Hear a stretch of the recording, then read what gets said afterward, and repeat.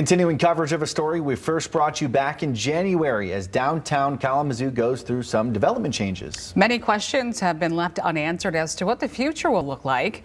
Our Lauren Coomer spoke with the city of Kalamazoo to learn about what the city is focusing on as summer approaches.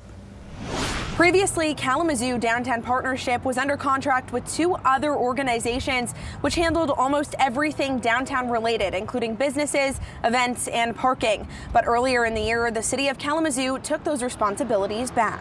Some changes in the downtown management, but I can tell you the events and everything else going on in downtown and Kalamazoo are going full speed ahead. The changes were made so the city could help back the financial structure as they saw less revenue than expected from tax increment financing in the downtown district and aggressive projected future revenues. City staff are working on a lot of the finances that go into how we manage downtown and how we take care of downtown. So we have staff that are working on that through the city.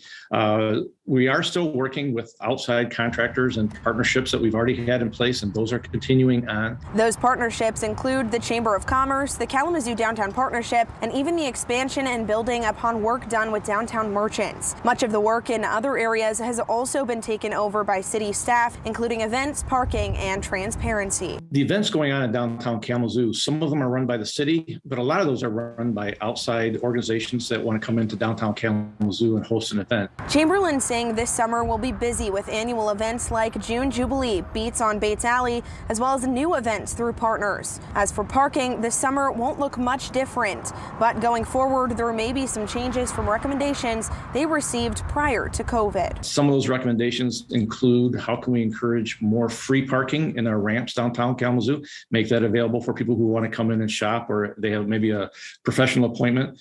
So those are kind of coming back onto the table, but would not expect to see any of those changes quite yet this summer, but maybe later toward the end of the year. The city's #1 goal, though, as they move forward is to stay transparent through these changes. We need to stay in touch with those individuals that have businesses and live downtown or shop downtown also.